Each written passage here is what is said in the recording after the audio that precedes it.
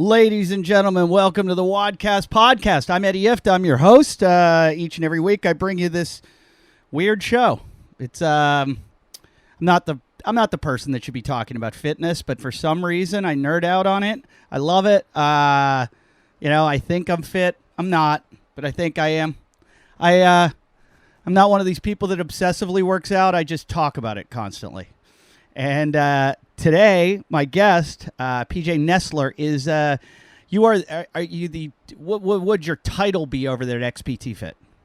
I'm the director of performance. Director of performance, and we've had Laird on the show before. I know Brian McKenzie very well, who used to work with him. I've got a bunch of friends who have been up there, who have done the courses, who have worked with them, who've worked out with them. I'm from the Malibu area, so I'm familiar with the crew, the whole, like, it's legendary up there. It's like if you've reached this peak of like manliness, you get invited to Laird's and they put you at the bottom of the pool and let you like do some like thrusters and stuff in the bottom of the pool. I've never been invited. It really hurts my feelings. Everyone I know has been there. It's like Kelly Slater's wave pool. Every one of my friends is gone. Not me. Not me. No. In fact, I've heard there's been some jokes thrown around about me not being there. So thank you, Laird. Thank you, Kelly Slater. And PJ, that's why I've had you on the show. This is it. This is my way in. I want in the pool. Well, I'm excited to be here, and I can definitely get you up there with us. Well, once we start doing some more events up there, we'll get you up to one. So are you guys on hiatus now with the there's a little virus going around. I don't know if you know about this. It's like worse than herpes. Yeah, I've heard a little bit about that. I don't watch much of the news, but I've heard some people talking. So we've had to put our in-person events on hold because of that. So luckily what we do, we have a strong digital presence as well as in-person. So unfortunately, we have to put our in-person stuff on hold for a little while. So we've kind of shifted everything over to focusing on digital as much as we can right now. Before we get into that, like what it's like to do that and sometimes the advantages of that and disadvantages, can you explain to our listeners pretty much what goes on at XPTfit? Yeah, so XPT is really the culmination of Laird and Gabby, Laird Hamilton being super famous big wave surfer, and Gabby Reese, the former professional volleyball player.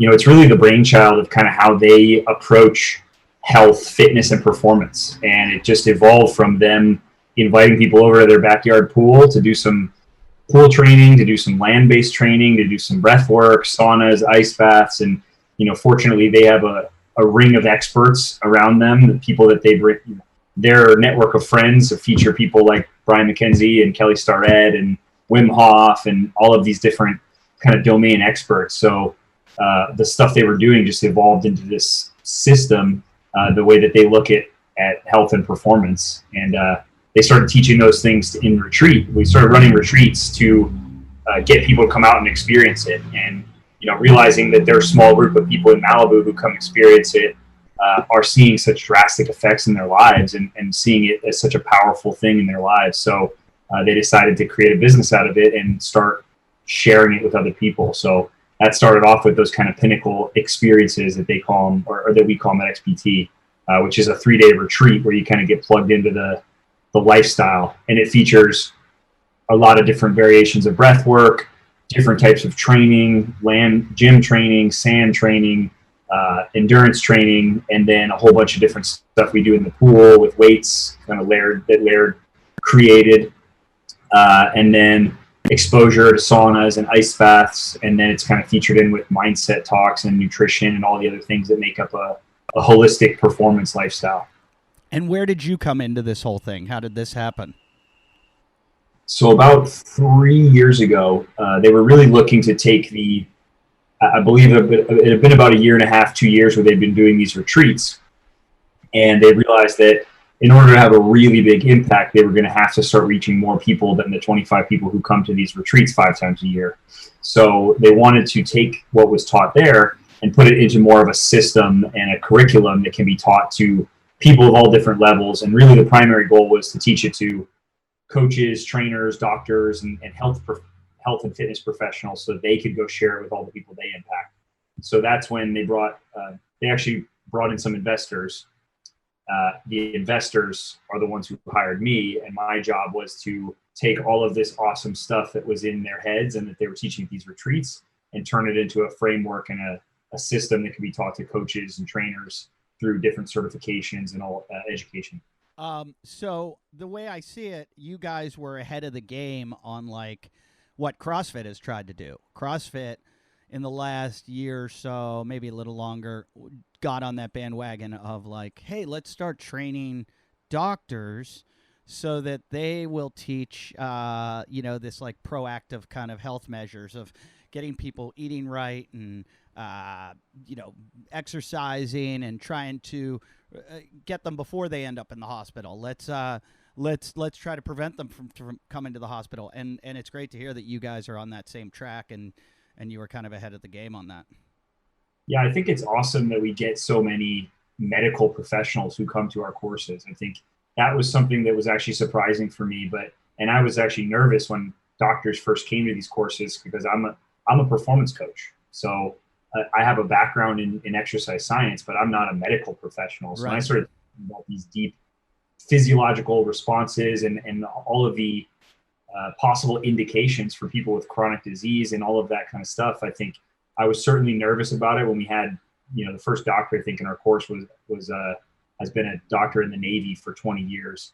And I was super nervous about that, but I was really surprised and I shouldn't say surprised, but I was really excited about how these people approached it. I was nervous that a lot of medical professionals I've come across are kind of stuck in their ways, and these people were so open-minded and so thankful. And they were like, hey, this is the kind of stuff that should be taught in the medical, system and through our education. We don't learn anything like this. And I think that is where the healthcare system is going. You see this new wave of preventative healthcare.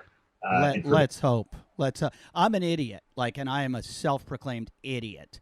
And I'm always amazed, when I sit with someone who knows more than me about anything, I sometimes shut up, try to, as much as I can. I never try to say, hey, I know more than you, or I know as much as you, or I know anything. I'm like, teach me, school me. But I'm amazed when I talk to doctor friends of mine, how little they know about nutrition, how little they care about it. And I have a buddy who's a kidney specialist, and we talk nutrition, and he's like, what are you talking about? And I'm like, well, he's like, I'll eat McDonald's 3 days a week. And I'm like, you're an idiot. And I'm like, he's like, no, you're an idiot. And I'm like, no, you're going to die. And another friend of mine, a cardiologist, one time called me and was asking me about medium chain triglycerides and coconut oil and why you should cook with it. And I'm like, aren't you a cardiologist? What's happening with so I guess, I could see how you could be intimidated, but then once you find out that, I'm amazed how little they always talk about it. Rob Wolf always said, they only go through 6 course hours of nutrition. Nothing. Yeah, it's pretty crazy. And it is frightening how little they know about nutrition, exercise, sleep, the things that are so inherent and such a major part. Unfortunately, the system has just been set up. It's not their fault. The system's been set up for them to focus on dealing with it at the end. It's all been reactive instead of proactive. And I do think that it's changing, but because it's such a massive system and structure, it's going to take forever to actually change. Yeah. Well, we're seeing these things pop up that are a lot more integrated, preventative. There's things, there's a local place here in Newport Beach called Forward that's all about having preventative health care and access. Yeah, I've seen those. They're great.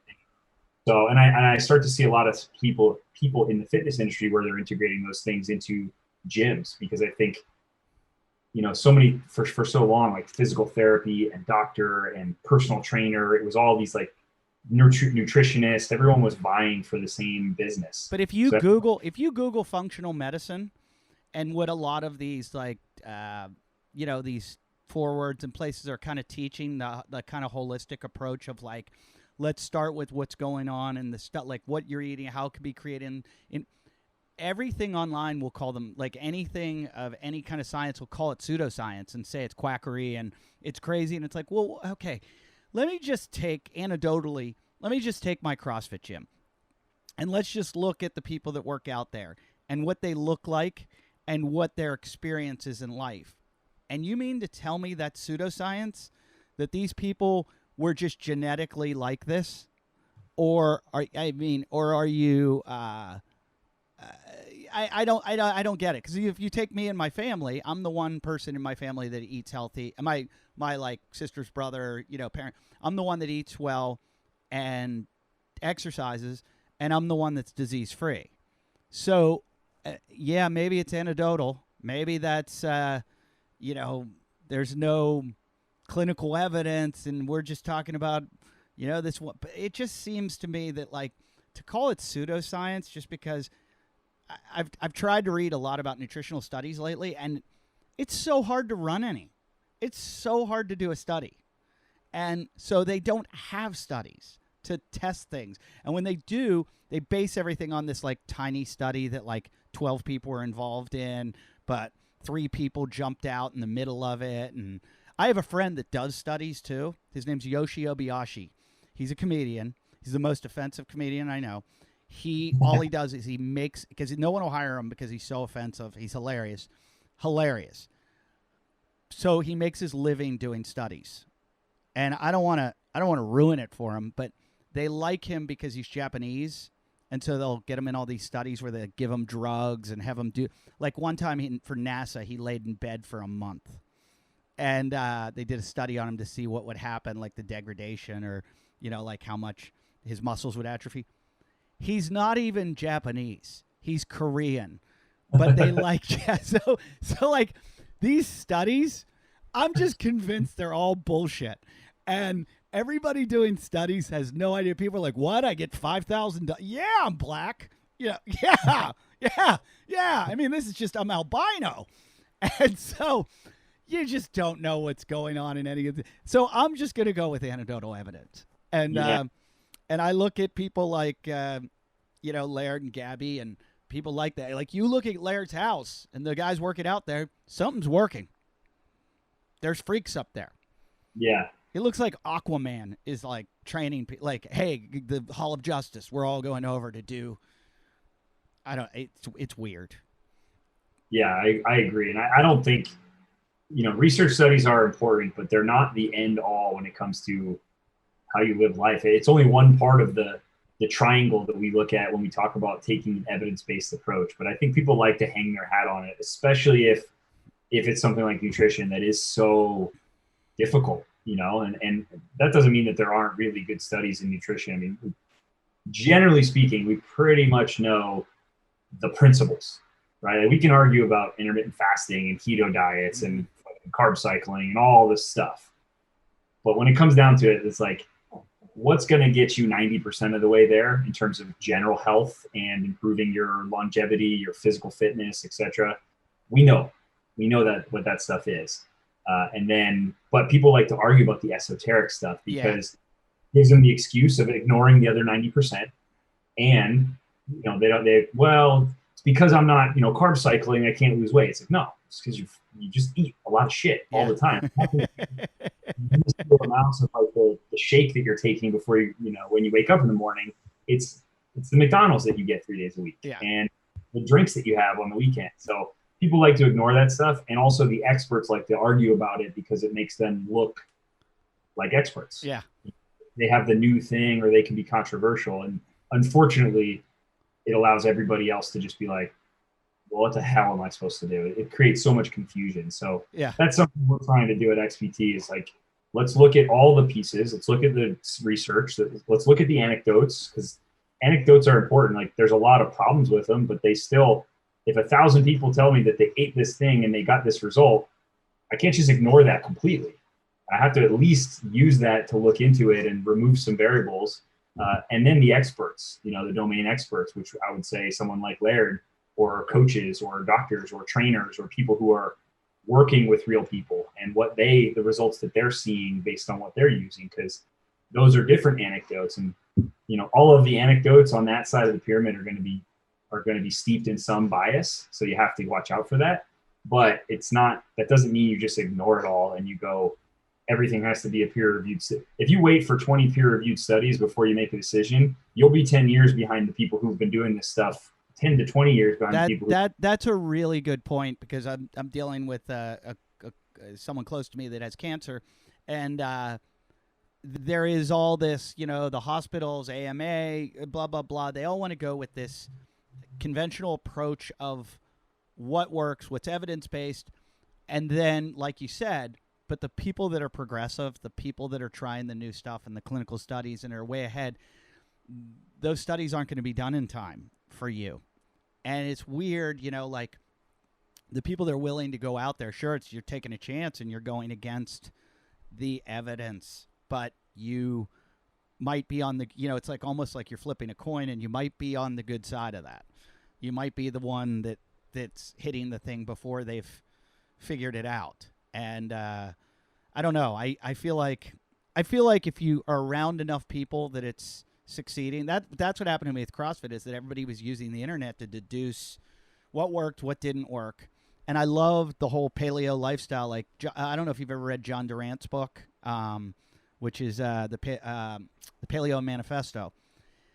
But it's just, if you kind of look at like life, what worked for thousands and thousands of years, like, wouldn't you just do that?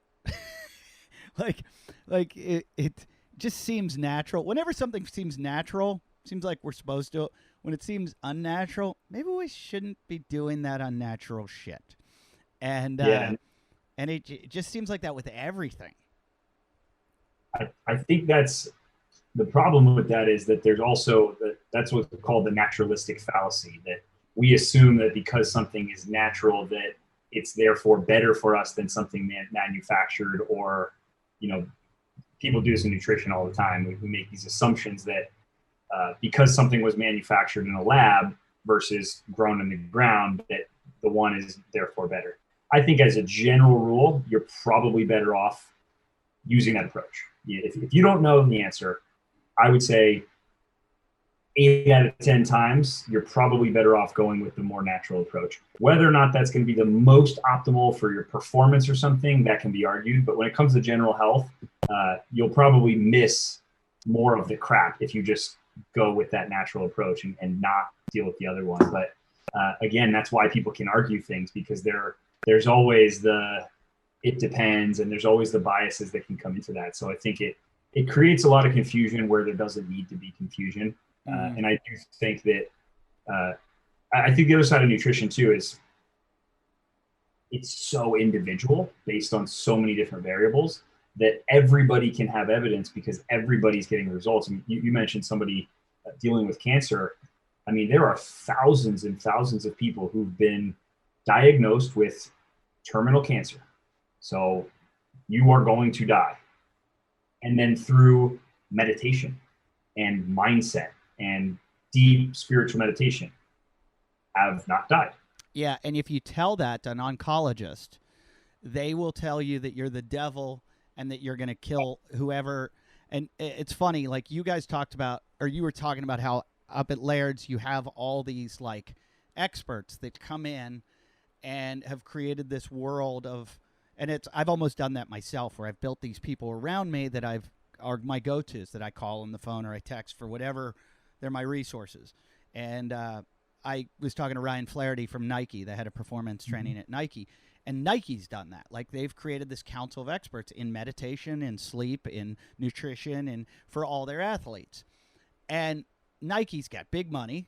That's what they know, this is best for their athletes. Why is it that, like, when it comes to cancer, it's like, why would meditation not help? Why would breath work not help? Why would I was listening to this woman, Nasha Winters, who's a nutritionist out of Durango, Colorado, and she's amazing. She's brilliant. And she was saying at the very end of her talk with Rob Wolf, he said, if you could do one thing that would help people to prevent cancer or with cancer, like, what would you say it is? And he was expecting her to say something like, stop eating sugar, or get 8 to 9 hours of sleep every single night. Like, that's what he was expecting. And she goes, laughter. She goes, more laughter. She goes, the more you laugh, the more you're going to raise your oxytocin. You're going to lower your cortisol levels. You're just going to be stress-free. You're going to reduce inflammation. And it was like, imagine a doctor. I mean, she is a doctor, but imagine a doctor hearing that. And he'd be like, oh, this is a bunch of bullshit, blah, blah, blah. But it's like, no, it's not. You can't tell me that's not going to help someone. And I just thought it was great. When I heard that, I was like, oh, that's awesome. And, I'm not saying don't do all the conventional methods, but anything that's going to de-stress you. Stress sucks. It sucks. It'll ruin your life. It wreaks havoc on every system. I mean, all of those things, like I give a talk at XPT about, we call it the 5 pillars of health, performance, and longevity. And it's about like the 5 things that when you master those things, they will take you 95% of the way there, whether it's health, happiness, and those are all research backed. Like if you dig deep into the research, each of these categories is basically the magic pill. If you can't find chronic diseases, illnesses, and issues that aren't somehow associated with all of these things, and they're basic. It's nutrition, movement, sleep, breathing, connection. And in that breathing, talk about relaxation and stress management. So it's really, how you deal with stress, sleep, recovery, like the most simple elements. And I would agree with you. I think the hard part is, from a doctor's perspective, it's really hard to quantify those things, and it's hard to measure them, and it's hard to say, well, Eddie, I think the issue you're having is based on oxidative stress from having shitty breathing for the past 25 years, and you've been taking 30,000 dysfunctional breaths every single day for your entire life, and that's what's created this issue, and now we're having organ failure. We can't look at that. There's no way to go back and look at all of that stuff. So a lot of it gets neglected, and now we look at how can we be reactive? What have we been trained in? Pills, surgeries, medication, invasive treatments, and all. There's certainly a time and a place for all those things, and I will never pretend to be an expert in anything when it comes to cancer or chronic disease. So I'm not portraying myself as that. But as you talk about some of those things, I think, even if you look at certain studies that have been done on a bunch of cancer patients who did, were terminally ill and did beat that cancer without using the invasive treatments, some of the similarities between them are deep spiritual practice, a strong social network of friends, family, loved ones, belief in something greater than themselves, nutrition, sleep, active lifestyle. So a lot of those things, I think where people look at the example I like to give, because it's an area that I feel a lot more confident talking about than chronic disease. I certainly don't want people to hear what I say and think that I'm some expert in that realm. But if you look at something as simple as pain, I'm an athlete my whole life. I've trained athletes my whole professional career. I've worked with a lot of pain, and the athletes I train are all combat sport and contact sport athletes. So I've dealt with a lot of pain, a lot of injury rehabilitation. And the way we look at pain, most people, is like, oh, my shoulder hurts, so there must be something wrong here. What's wrong with your shoulder? Oh, I have a torn labrum. There's always this like mechanical reason. And the reality is that has very little, if nothing to do with pain. And it wasn't until later on in my career, working with some physical therapists and doctors who were just super ahead of the times when it comes to dealing with pain. And the reason I looked at that is I have 2 fractures to my lumbar spine. Oh. So when I was 22, 23, I started going to chiropractors, spinal specialists. Like I spent 10 years going to every specialist you could imagine. How'd you do it? I don't even know. It's a really common fracture that happens in, they say the 4 most common sports is weightlifting, gymnastics, martial arts, and football. And I played 3 out of those 4 most of my life. So probably just stress fractures from lifting like an idiot, kickboxing, football, all of the above. But I was told when I went to these spine specialists, I was 24 when I went to my first spine specialist, and he wanted to do a spinal fusion surgery. Yeah, they love that.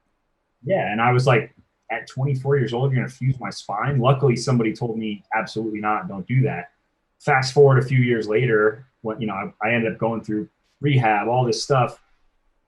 Never really got at always got like a little better, and then it flared up again, a little better, it flared up again. So I went through this for years with every cortisone injection, everything you can imagine outside of actual surgery. And then I went to the same spinal specialist place probably 6 years later. And the guy was like, I told him that they had wanted to do the spinal fusion. He goes, oh, no, I would never recommend that. Like, somebody in this office recommended that to me. And he goes, but here's what I want to do. I think we could take some screws for this piece that's floating off and we could screw it back in. And he's like, but I don't know for sure. I can't say for sure if that'll help the pain. Luckily, I went back to my PT. He goes, look, here's your options. There's death, and then there's low back surgery. That's how close those things are. I want to try all the other stuff before we get there. And we did a whole bunch of stuff, and I moved forward pain-free. That's awesome. That's awesome. I love when I hear that. Luckily, I've had some really good trainers. Steve Siddell did that to me one time, who works out of Paradiso CrossFit. I said, hey, my doctor said I have a torn rotator cuff. And he's like, let me see it. And he's like, look. I said, he wants to do surgery. He's like a top doctor. He said, come in. And he said, in 6 months, I'll be back to 85%. He's like, why wouldn't you want to be 100%? And I'm like, well, he said I can only get... He's like, let's just start doing some exercises. And the next thing you know, I'm 100%. Like 100%. By just simple, I did crossover symmetry a lot. And I'm always amazed by how quick they go to surgery. Funny story about the spinal fusion. I have a buddy who sells the little piece that fuses the spine together. And he's gone from company to company to company. Like he works for a guy and then figures out, oh, we'll just buy it from this guy in China. And it's like a $5 part. And then they sell it through insurance for like $9,000 or something. I'm not kidding. The markup is ridiculously like that. And my friend has a Ferrari and an Escalade because of that. Yeah. And a mansion in Dallas, a mansion. And he's just, meeting with doctors every day. He goes into the surgeries. He tells them how to do it, blah, blah, blah. Sure enough, he's like a bodybuilder himself. He needs surgery. And he's like, I'm getting surgery. I know all the top doctors. And I'm like, don't do it. Don't do it. And he's like, what are you talking about? I do this every day. I watch these guys put this thing in. I'm like, have you tried CrossFit? I'm like, stop bodybuilding, first of all. Second of all, get into a good gym with a good coach who's going to get you doing good warm-ups, good rehab, good, tell him what's wrong with you. And so he started, and he's like, this is amazing. And I was like, it's just unbelievable how quickly they're my cardiologist friend said one time about my dad, because he had my dad on a statin and he had to. He's like, hey, sorry, the AMA dictates that I have to prescribe him a statin at a certain, and I go, well, can't you just change his diet? He goes, hey, you can change your genetics, or you can change your diet. You can't change your genetics. And I go, yeah, but come on. And he goes, look, I can make him take a pill. I can't watch over him all day long and show him what to eat and how much he has to eat and what. And he's like, so we have no control over that. It's just so easy to say, here's your pill once a day, take this little pill and your levels will go down and blah, blah, blah. So I try not to, because I know they're miracle workers and they do amazing things. I don't want to shit on doctors. They do amazing things. But at the same time, it's oh, Jesus. Half the time I go to the doctor, I'm like, oh, shut up. And I just walk out of there and go, I'm not doing anything that they just said. And then the other half, I'm like, okay, this guy was good and I got it and he's going to help me. Yeah. My primary care physician gave me exercise advice once about telling me how I would pick something up off the ground and protect my back. And I was like, I appreciate what you're trying to say.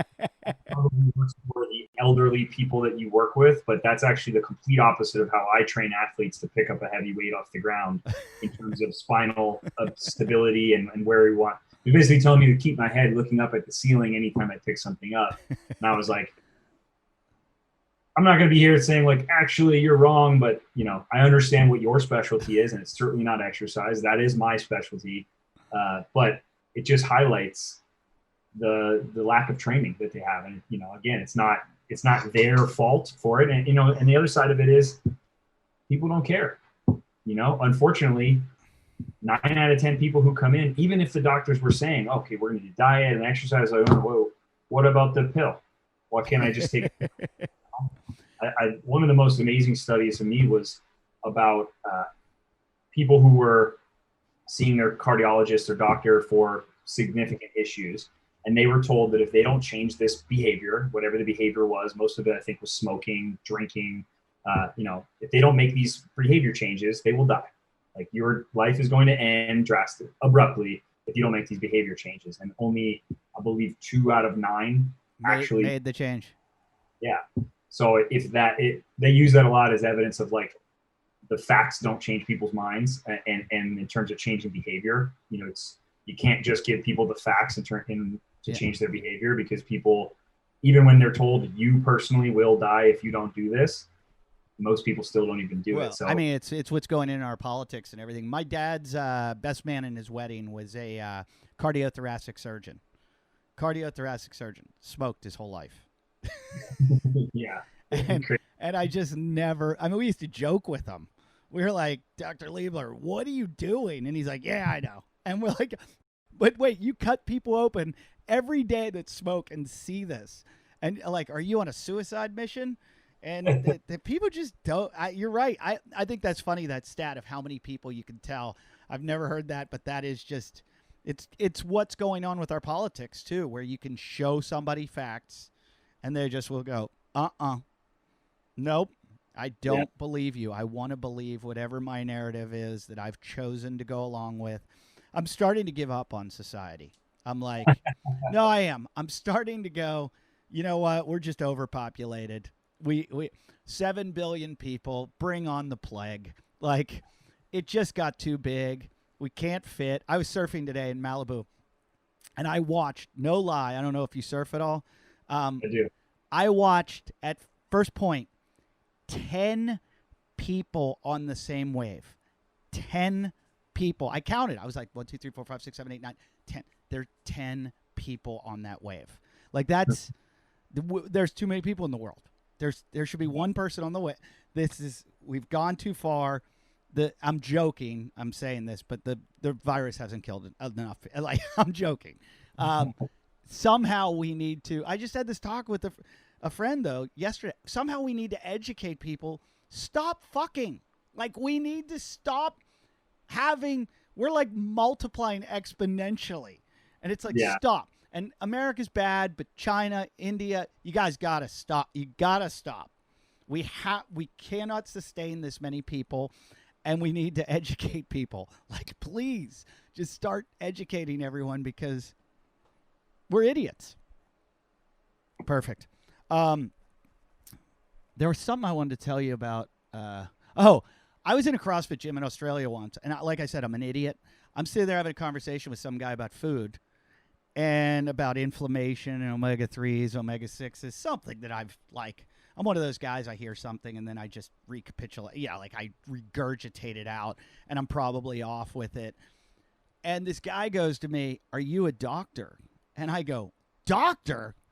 I'm like the farthest thing from a doctor. Like, if you were to say, what's the opposite of doctor, that's what I am. I'm like, and he's like, "Oh, you sound like you know what you're talking about." I go, "What do you do?" He goes, "I'm a cardiologist." And I go, "You couldn't tell that I'm really dumb?" Like, that scares me, because like I'm a comedian, and if someone's making me laugh, I'm like, "Hey, are you a comedian?" And they're like, "Yeah." I would never look at somebody who's really unfunny and be like, "Hey, are you a comedian?" But he said, "No, you know your shit," and blah blah blah. And this is at a CrossFit gym, and he's like, "Geez, I wish more doctors knew this shit." I'm like, what is happening around the world that we're all so dumb? It's unfortunate. Yeah, a lot of people. I posted something the other day that people have been giving me some flack about, but it said, it was a quote I had heard a long time ago. It said, "You are not entitled to your opinion. You are entitled to your informed opinion. Nobody's entitled to be ignorant." And unfortunately, I think, I think people are dumb because they're so worried about their opinion and how things make them feel that they don't actually take the time to educate themselves on what they're talking about. And the current state of all things, nutrition, politics. It's just everybody arguing about shit they don't even know about for the most part. Yeah, it's amazing. All of that noise, all of that noise, you lose the people who actually do know what they're talking about. Yeah, and it's nice to like go listen to the experts rather than argue. You know, like I'm going to tap out and I'm going to listen to you guys. I would love to see more in America, and I think this would be great. And I think America's ready for it, but more debate shows and not this like talking head shit where they hire, you know, it's like WWE on Fox News and CNN and MSNBC, but more like, remember when they used to do Crossfire, but not just with politics, like have somebody come on and when I tour around the world, and like England and Australia love debates, and they'll have comedians debate, which is funny, but I would rather see like when Rogan had on Chris Kresser and the guy from the documentary about the vegan guy, the vegan MMA fighter. That was great. And it was very educational, and I saw both their sides, and I think they both made really important points, and I think everyone walked away from it going, hey, I see really good elements of what they're both saying. And so you kind of come to a consensus somewhere in the middle of the two of them. And I think if we did this, I think we're ready for it on all levels, because obviously people turn to like shows like Joe Rogan because you're getting deeper into the subject matter. So give us that on TV. Let me hear when they're talking about immigration. Bring on a guy from the left and a guy from the right, and let's discuss it for 3 hours or an hour and a half or an hour. Just let me hear both sides, because you both have really, really valid points. And don't brainwash me. And let me hear, you know, and let me hear the downside of everything. I want to hear it. There's always going to be, you know, there's no free passes in life. There's always somebody's going to benefit and somebody's going to take the brunt of that. And, you know, you have to be able to make that decision. We say that in physiology all the time. There's no free passes. If you cut carbohydrates out, you're giving up something for what you're going to get. Maybe you get a long-term health benefit from using fat, but you're also going to give up elite level performance marginally if that's what you're looking for. But when you have all that information, instead of somebody just saying, this way is the best, this way is the best, you can actually say, oh, for me, this way is the best. And for you, right. That way. Hold on. We got a problem. Hold on. Pause. My daughter just came on the bus, and my studio's a bus. My daughter came on. She found I took her old scooter, the pink scooter. That she got a brand new scooter the other day because she stepped up from 3 wheels to 2 wheels. I took her old one and painted it black, spray painted black. The pink one, spray painted black for the younger boy. She just found it. So I am now the devil. Yeah. How dare I?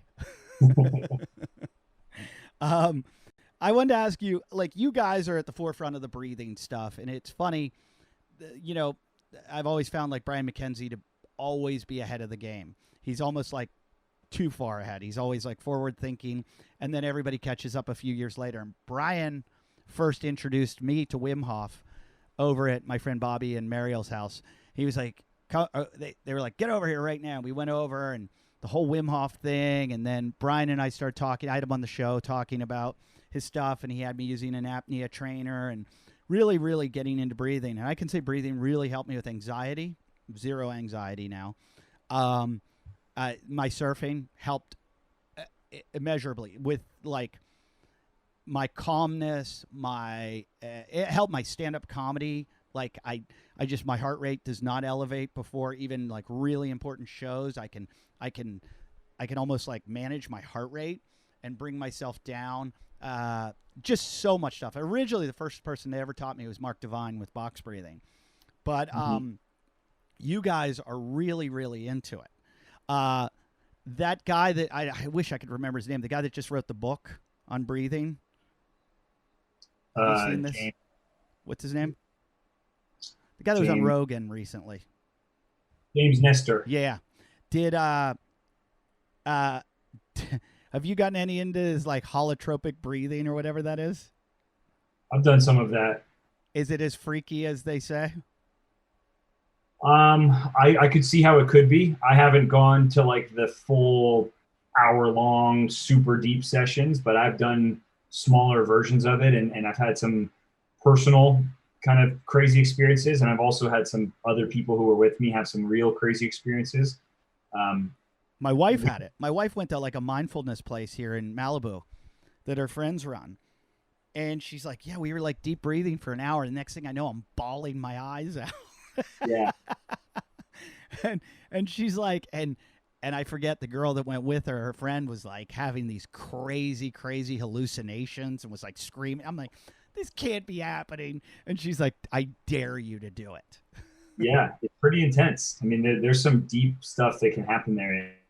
I don't fully understand yet why, like from a physiology standpoint. I've dug into it a lot. I think there's a lot of speculation.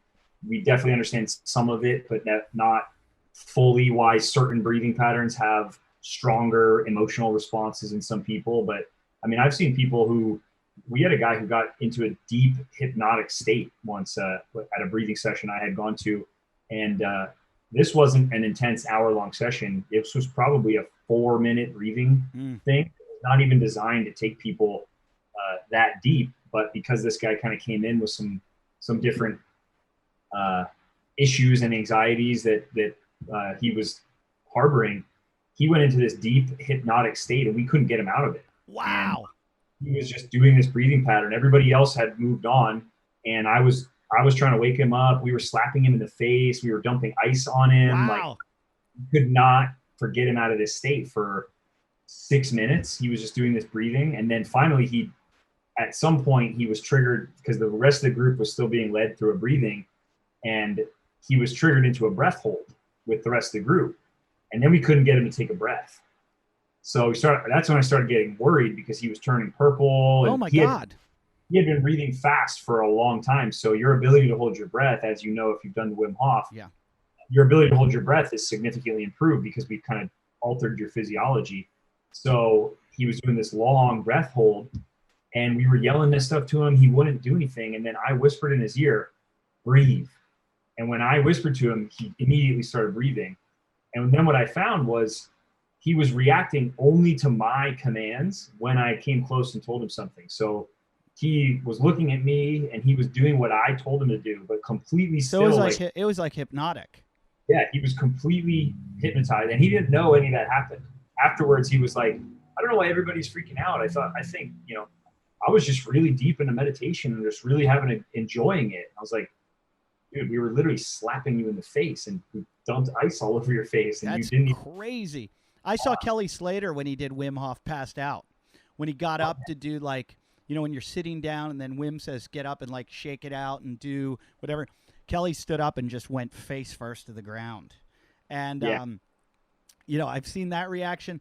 I've been hypnotized. And my wife had me go to hypnosis because we were going on like a 28-hour flight to the Maldives. And I was this is back when I had anxiety and I was having panic attacks and I have this thing called Clitorphobia where I'm like afraid of like being trapped. So I went to a hypnotist and I got hypnotized. I went full trance, like out. And the problem with it was that she had me paralyzed. So like I couldn't lift my arms or legs up. And it was like the worst thing she could have done to me because she put me in the place that I don't ever want to be in, which is being trapped. And I couldn't move my arms. And I was like, why are you doing this to me? This is what I don't want. And so when I came out, she's like, so should we schedule for next week? And I'm like, we should never schedule again. And I came like running out to my wife in the car and I'm like, fuck that lady. I'm never going back there. But I've had this thing called sleep paralysis. Are you familiar with this? No. So I will wake up sometimes in the middle of the night. And apparently from what I've listened to like Matthew Walker and all these like sleep experts, and Dr. Drew had me talk about it on Loveline because he's like, oh, you have that? I'm like, yeah. I will be in a deep sleep, and I guess when we're all like really, really asleep, we're paralyzed. Our body, when we go into like deep, deep sleep, our body shuts down and our nervous system like doesn't allow us to move. So we're in paralysis. We're just asleep. Well, I wake up during that, and I am paralyzed. and it's freaky. It's like a nightmare because I can't move. I want to scream. I want to like yell for help, and I'm like trying to move. And now it's happened. It's probably happened like maybe like 8 times in my life. Now I can almost like talk myself down from it. Like I'm so like I know it exists, and even when I'm in my sleep, I'm like, okay, this is happening.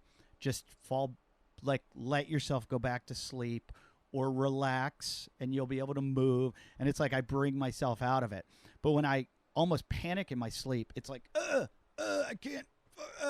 And it's happened to me on airplanes where I'm like asleep on a plane, and I'm just like, I want to like tell the person next to me, move my arms, like, but it's creepy. It's really creepy. Yeah, And I guarantee I'll get messages from people now. I'll be like, oh, I've had that. It's kind of terrifying. But you guys, what's the kind of breathing that you do up there at XPTfit? Do all of it. Yeah. I think my goal with XPT when I first came in was, one, I understood that Laird does everything. Yeah. He's an explorer. He's curious. So he does all the different stuff, and he's very non-dogmatic, and Laird and Gabby are not dogmatic about their approach to anything. They're always open-minded. Like if we find out that the way we're doing things right now is not the best way, we're going to change them. And that's what I loved about XPT when I first started. So my goal as a performance coach, my goal has always been learn how to use all the tools and build a massive toolbox so that I can apply those tools to the right job. So when it came to breathing, what I found when I started diving in was it was all dogmatic. Everybody was like, this is this method, and there's this method, and this is, and like, that's the way. And the problem was they're at the opposite ends of the spectrum, and they're both claiming it's the best breathing practice. So I'm like, well, how can that be? These guys are literally saying that the biggest problems with breathing is people breathe too much, too fast through their mouths. And then these guys are saying, all you should be doing is wake up and do 50 breaths really fast through your mouth. So I was like, and they're both seeing benefits from it. So my goal was like, how can we unpack the physiology behind what's happening and the psychology, understand the what and the why behind all of these different methods, and then start to prescribe them appropriately based on situation and context. And that was the goal with the XPT courses and certifications. So, and I'm really excited because I believe that, I've been through so many of them, and there's some new stuff coming out now that's a little more comprehensive. James's book is a good one. He's not a breathing expert, but he did a lot of research for his book. There's a couple other books that are a little bit more inclusive now that look at, breathing, the way you should be breathing during exercise, and the way you should breathe after exercise and before bed and through daily life, and, during endurance work versus weightlifting and all this different stuff, because it's just like exercise. There's so many, breathing is tied to everything that we do. So you have to unpack it in all of those different contexts. So that's what we try. What do you guys recommend? Nasal breathing? It depends. Yeah. So yeah, nasal breathing is a great recommendation for general health, and it's a great starting point for people. So it's definitely something that it's one of our kind of first key things that we say, you should be nasal breathing most of the time. So if you came to me and you're like, hey, what's one thing I can do to improve my breathing? I'd probably say, breathe through your nose as much as possible. And then the next question I get is going to be like, well, what about, and then the answer is there's a whole bunch of those. Yeah. There's a whole bunch of scenarios where nasal breathing is not the best solution. Okay. I don't need it 100% of the time. So you're saying when you get to like a really high heart rate and you can't nasal breathe, you're going to need to switch to mouth breathing. Certain contexts in exercise when you should switch to mouth breathing. There's certain contexts even in relaxation or anxiety where exhaling through the mouth can trigger a whole bunch of different responses. There's certain people that might want to mouth breathe versus nasal breathe in certain situations. Wim Hof breathing, for example, I would say you're better off mouth breathing if the goal is to create this super strong effect because you're moving more air. So it all depends on kind of the context, but nasal breathing is a great step in the right direction. And then the next one is focusing on mechanics and making sure you're breathing horizontally into the belly and ribs. I love that term, horizontal versus vertical breathing that our friend Dr. Belisa Vranich kind of coined in her book a while ago. And I got that one from her, but just focusing on breathing into the belly and ribs versus using the chest and shoulders.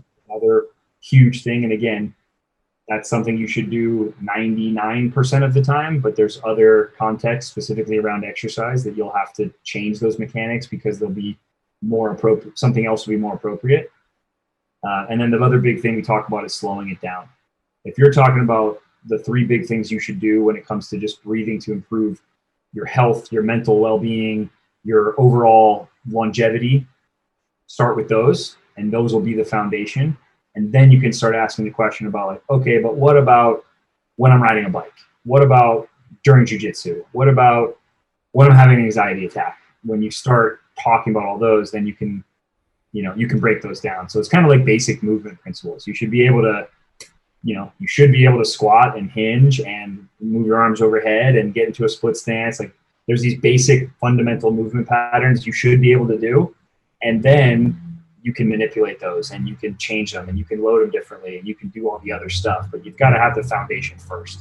Right. So when I'm going like long distance and I'm trying to do an endurance workout, I try to stay aerobic and do the nasal breathing. And then one time I just wrote on Twitter or something, and I was just joking, and I was like, "Hey, do you know that having your nose filled with boogers it hinders your athletic performance by like 23%?" And I wrote that just like fucking around. It got retweeted so many times. And I was like, this is the problem with the internet. I was just totally lying. Yeah. But I mean, I still think there is something that, like, I'll go out for a run and I'll like have my nose like kind of stuffy or something, and I'll be like, and I'm like, I'm not gonna be able to breathe. And I asked Brian McKenzie once, I'm like, what do I do? He's like, keep like force it in, like get it. And I'm like, no, it's stuffed up. I need to pick the boogers out so that I can breathe. And then I asked him one time, I'm like, okay, expert, what do I do when I'm swimming? How am I going to nasal breathe? He's like, okay, you're not. He's like, that's the time when you're going to mouth breathe. Exactly. Yeah. Exactly. And people ask that question all the time. And I always say, if your exercise is swimming, nasal breathe all the other times. And then mouth breathe when you swim. And really the amount of hours you swim versus the amount of hours you spend nasal breathing is going to be so marginal, it won't make a difference. But it all depends. Like we always look at breathing. People ask, like, how should I breathe? We look at the definition of functional breathing is breathing that is efficient and appropriate for the current state of demands. So that is going to change on the spectrum based on what that current state of demands are. But we want to make sure that whatever breathing pattern we're using is the most efficient and the most appropriate for that current state. Doesn't mean we can't breathe other ways. Like nasal breathing when you're doing intense intervals on an assault bike is not the most efficient way to breathe. Doesn't mean you can't do it. Maybe you're training your ability to nasal breathe at higher thresholds. Yeah. If you told me I have to set a world record for assault bike sprints, I would say do not try to nasal breathe the whole time because you will limit your capacity.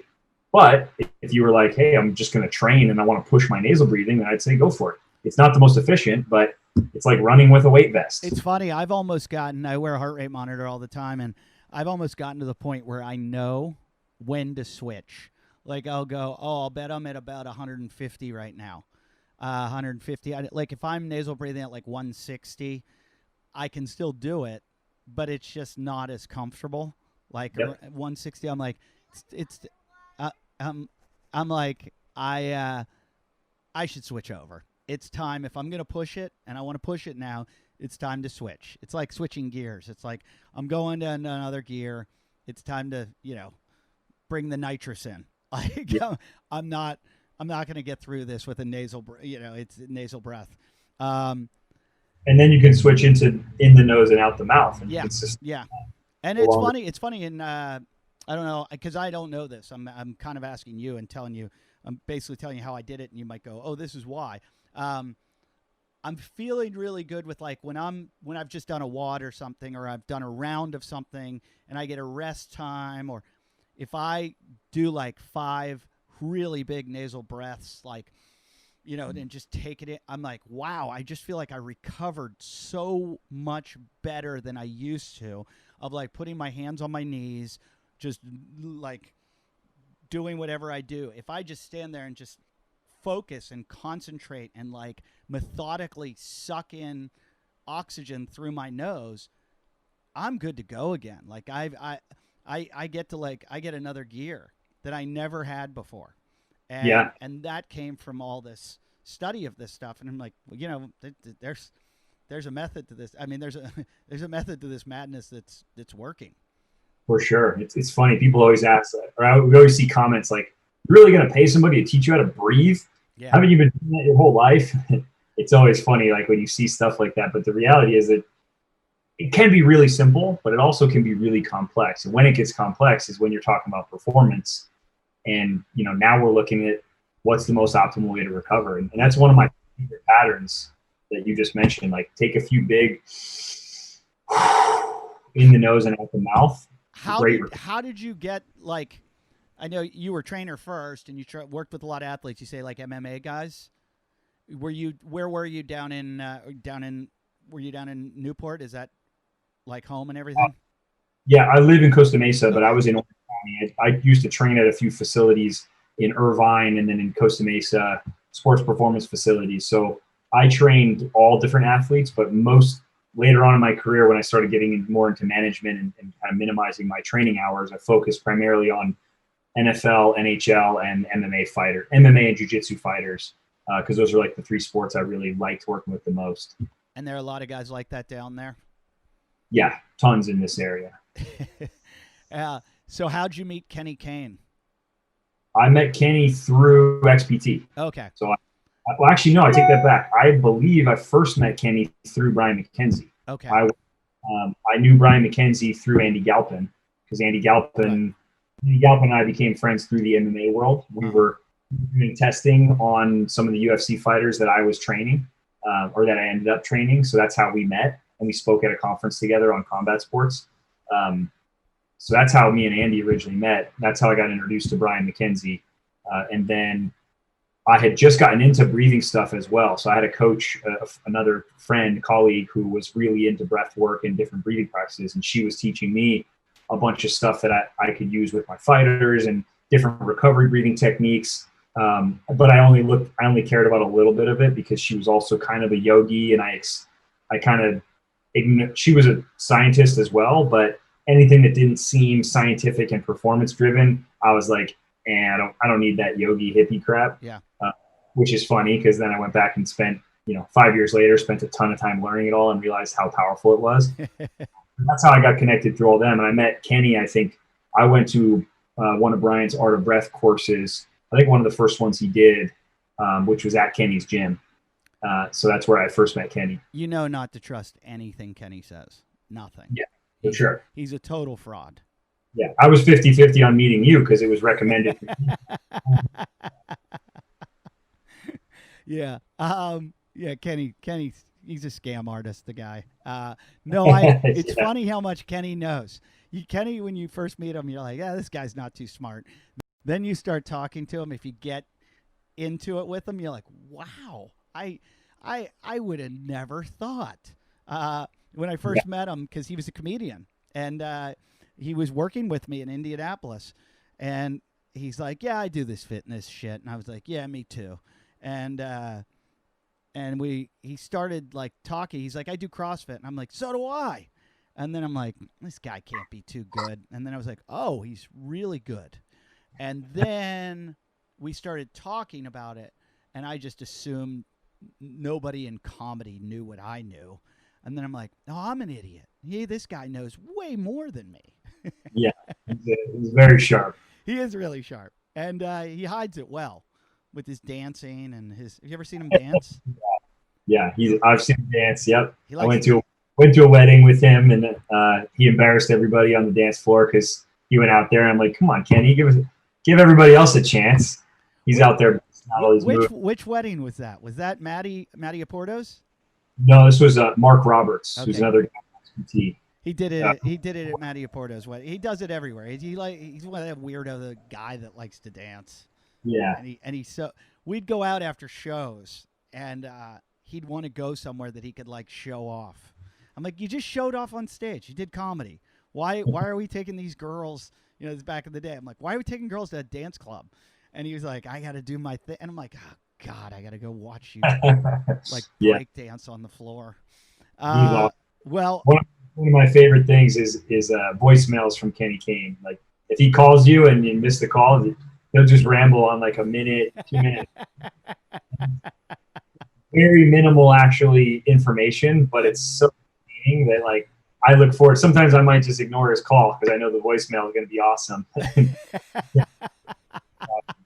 Kenny and I will have our catch-up calls where we talk for like an hour on the phone till one of us goes, I think one of my kids just fell off a cliff.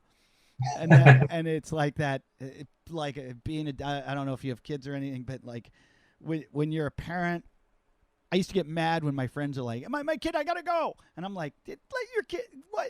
Don't, hey, we're having a conversation. And now I do it to everyone.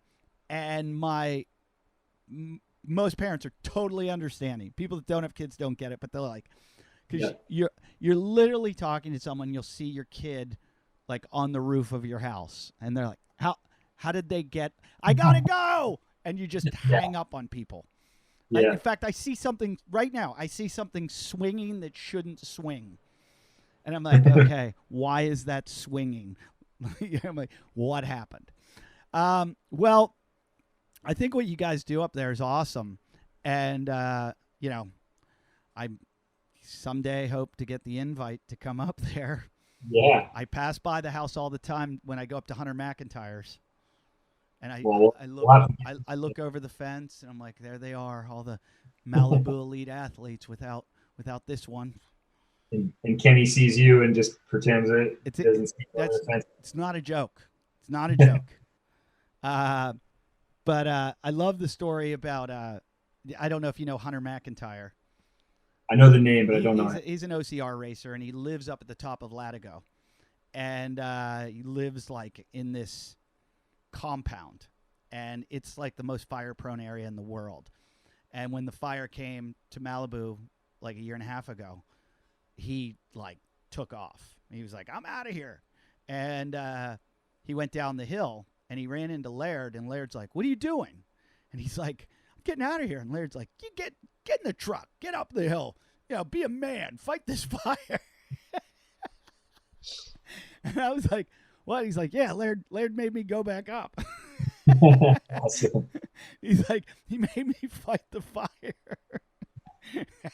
Because I was at my house, like, getting ready for it. And I'm like, what are you doing? Why are you leaving? He's like, I'm getting out of here. I'm like, you don't get out of here. You stay and fight. And he's like, no, you don't.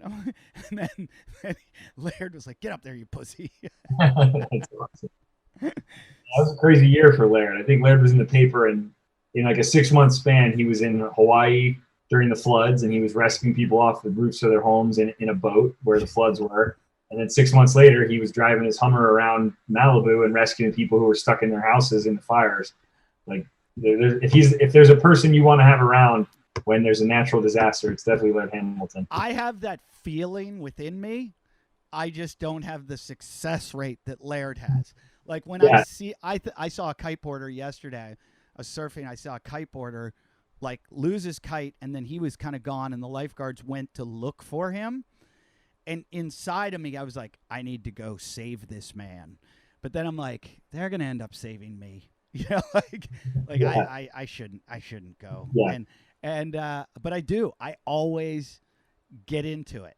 And I've been a lifeguard and a ski patrol and all the stuff that, and somebody just told me the other day that you can take this like rescue course here, a swiftwater rescue course, and it's like a year-long thing. And I was like, I need to do that so that when there's swift water, I can jump in. I don't know why. I feel this like called. I don't do anything for anybody ever. But I believe that's like my service is like, I'll be there. When there's danger, I will come to the service of others. But like, if you want me to like bring a bottle of wine to your party, I'm not going to do. I show up empty-handed. Like I don't do shit for people. But I will be there if a flood comes through your house. Yep. When there's an avalanche, I'm around. Yeah, well, I think what you guys are doing is great up there. I loved meeting you. Where can everybody find out about you and this? Like if they want to. Everything XPT related is on either our website, which is xptlife.com, or all of our social media, which is all XPT Life. So those are the best places to find it. We've got tons of info on both. And you guys are doing like programming digitally right now? Yeah, we're actually launching a bunch of really cool digital stuff in the next like 6 weeks. So really excited about it, and have an opportunity to engage with people who can't.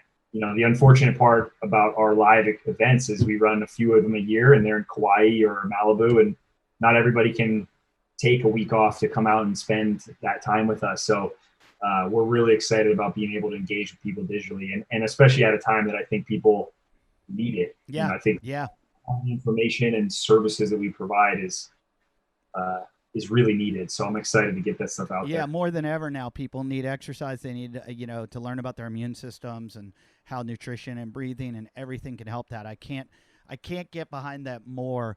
And it's great that you have, just the little bits that I've picked up from people in this world that work in these things. I got my breath hold to 3.5 minutes, which is really important because I was working on this project to go surf like some big wave as an idiot. And I was like really scared, and it really taught me to calm down. Like, don't, you need to calm down. That's how you're going to get this long breath hold, and you're going to save your life with it. So the stuff you guys are doing is unbelievable. I'll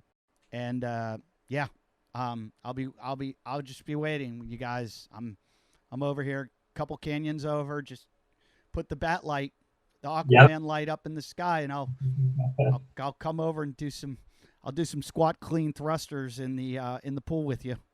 You got it. All well, right. I've got you now, so I'll definitely let you know. If not, next time I go up there and do some training, I'll bring you with me. All right, definitely. Well, thanks a lot. Thanks for being on the show, and everybody check them out. And thanks for listening to the WODcast. You guys know what to do. Go to iTunes, rate, review, and comment. And we are now, this is week number 2 on YouTube. How about that? I've only done 438 episodes, and 2 of them are on YouTube. Good night.